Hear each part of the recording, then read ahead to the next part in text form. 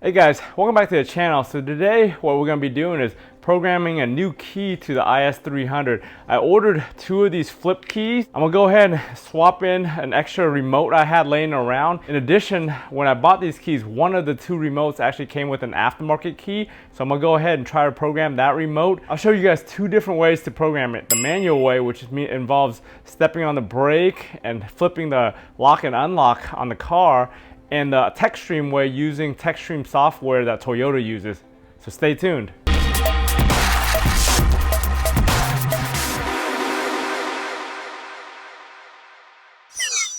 So I picked up these keys from 1010 Keys on eBay, and they make a lot of keys for Lexuses, and they actually cut them for you for free using a photo or the code.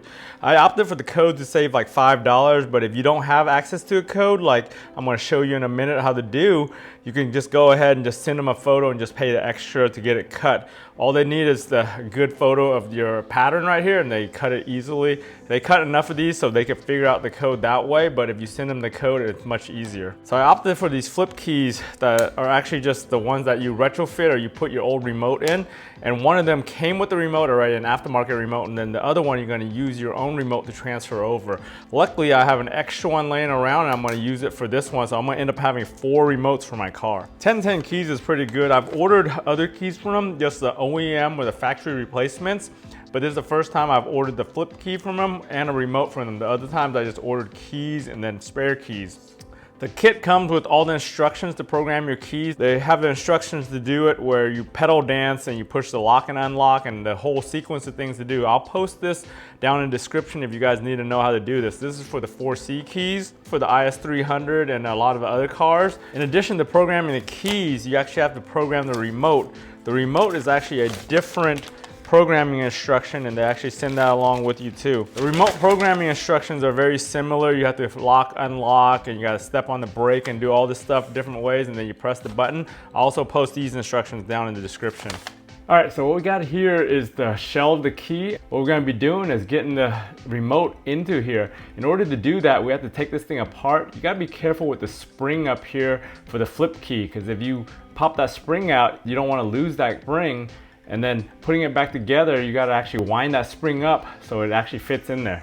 So in order to get in here, we're gonna go ahead and take the screws off of this.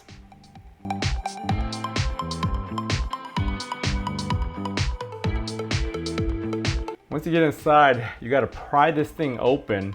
In order to pry it open, you just gotta get one of the edges, maybe put a screwdriver in there and pop it off. Just make sure you don't lose that spring. So as you can see here, the spring is on the thing, and you can see that little leg on that spring. What you want to do is get it into that little wedge. So we're going to put the remote in here just to see how well it fits. Make sure the buttons sit nice and firmly. And after that, you want to put that spring into this little groove over here. You can see that little groove that the spring goes into. But you want to flip that into there and kind of hold it tightly so you can screw it back on. The only way to do that is you actually have to take the key shank and then flip it over and make sure you have the button in the correct orientation.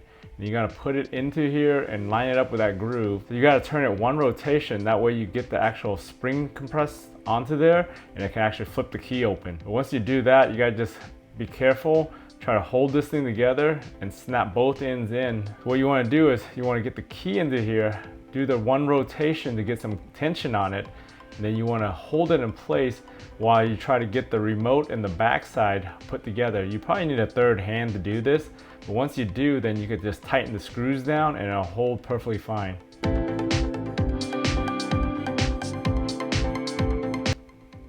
So once we get it tightened up, you want to just make sure that this thing pops open and closes with the right tension. So to get to your key code, you actually have to get inside the door handle right here on the lock cylinder. First thing you need to do is just take off this cap right here. That cap has a screw that you need to access back here to take off the door handle.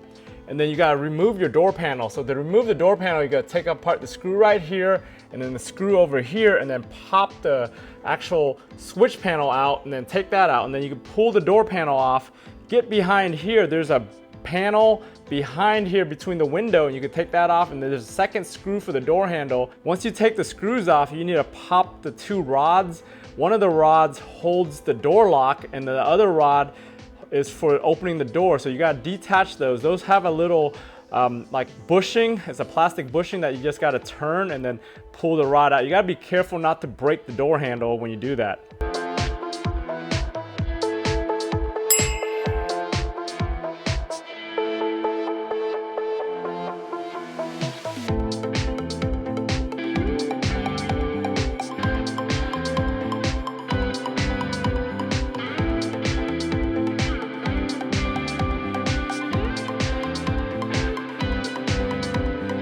So once I got into here, there was a 10mm up top right here in the front. Once you take the panel off right there, you could get the 10mm. The other 10mm is right here. You gotta be really careful getting that one out because you end up dropping the bolt down into the door panel and you gotta fish that out with a magnet. But after that, it should come out pretty easily, except you've got two latches. You got the latches for the lock and then the latch for the actual door handle, and it's got the little bushings in them, the little plastic bushing that you gotta pop off the rod. So you gotta pop those off. Once you pop those off, the door handle comes right out. You just gotta be careful not to scratch anything when you're pulling it out once you get that loosened up. But I've got them all popped out now. It's just a matter of just wiggling it out and trying to get it out of this hole right now.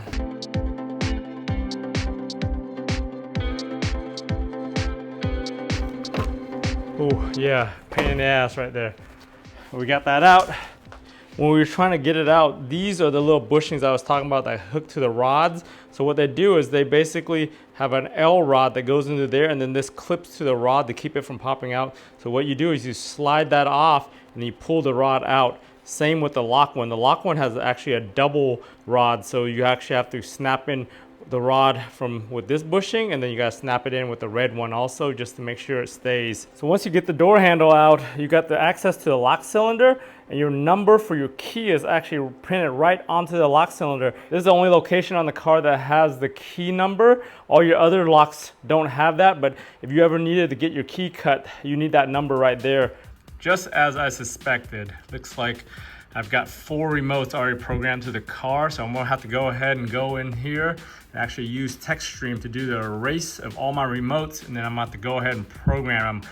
So I'll go ahead and show you guys both ways to do it here on Techstream, which is the easy way to do it, and then using the manual lock and unlock method if you don't have access to Techstream. All right, so we're in Techstream and we're gonna go ahead and erase all the remotes and reprogram the 4 remotes I have now for this car. So first thing I wanna do is go in here. You want to hit the actual wireless code erasure. Then it's going to warn you. So it says, welcome to wireless code eraser, delete all. So you have to have ignition is on, wait at least 30 seconds after ignition is on before you hit next. Driver door open, driver door unlocked. We have that. And then we want to hit next. So now we have 4 currently registered. So we're going to hit next to erase all of them.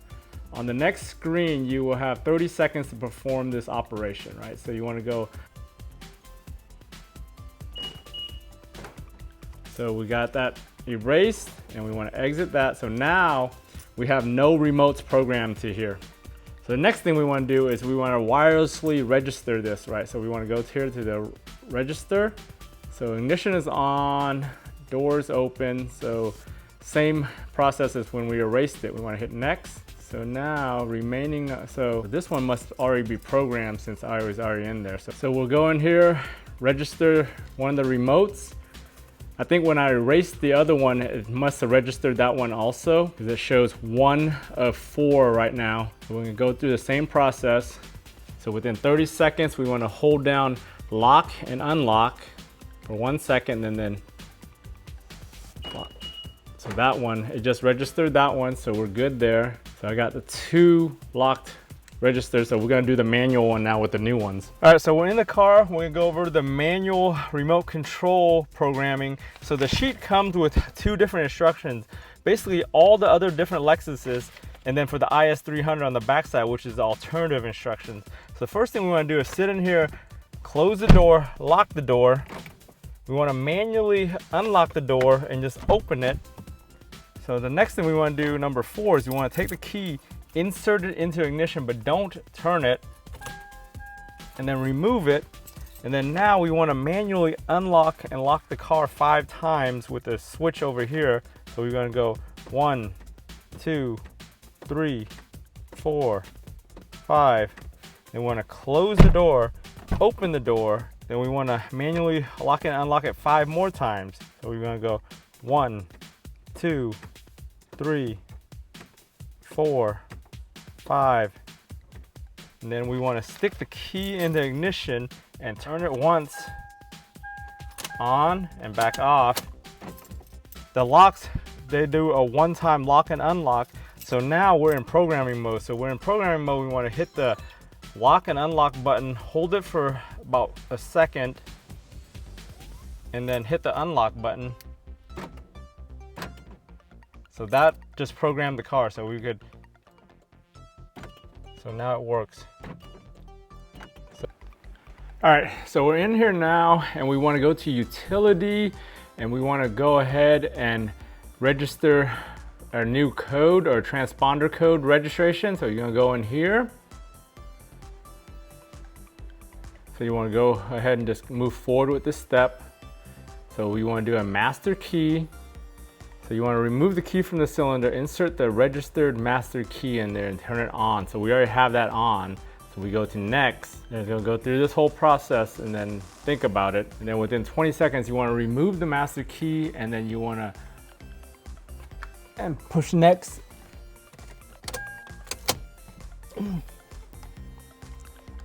Go ahead and do that. Then next, you wanna insert the new key within 10 seconds and hit next. And then it's gonna register, and it's gonna take up to 75 seconds to do it.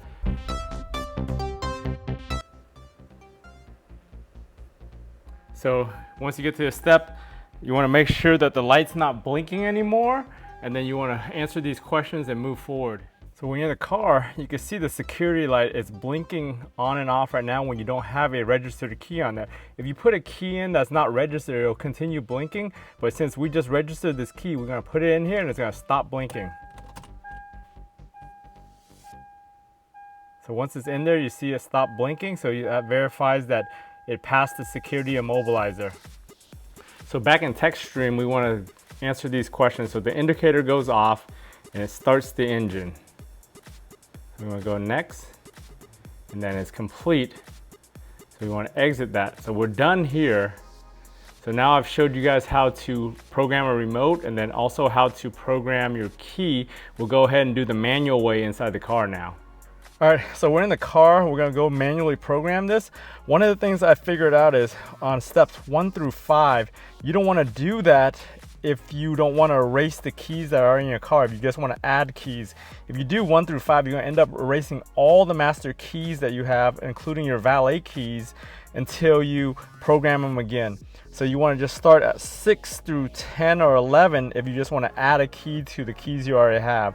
Avoid doing 1 through 5 unless you want to erase everything. So what we're going to do is take the master that we have, insert it into here, and then I want to go ahead and go 5 times and then 6, right? 1, 2, 3, 4, 5. And then we want to go 1, 2, 3, 4, 5, 6. I want to pull the master. I'm going to insert my other key. Press the gas pedal once. So right now it's programming the key. I can see it blinking. It says it could take up to a minute. And I actually sat there for a whole minute to wait for this key to actually program, and it actually programmed, so that one did work. I've got the other key right now sitting there, the one that actually has an OEM fob in it. So I left the aftermarket key sitting here and it actually programmed, so it stopped blinking. So once it stops blinking, just take it out. Hey guys, thanks for joining me all the way to the end of this video. As you can see, programming the key and the immobilizer and the remote is not that hard. You just gotta be careful with the instructions and not wipe all your remotes unless you wanna wipe all your remotes, as well as the immobilizers. Anyways, if you guys found this video useful, give it a thumbs up. If you haven't subscribed to your channel yet, go ahead and subscribe to your channel stay on top of all my different DIY videos, whether it's on the IS300, the IS250, the Sienna, or anything I'm doing in the garage. Remember guys, for all these simple DIY projects, if I can do it, you guys can do it. I want to thank you for watching, and I'll talk to you guys next time.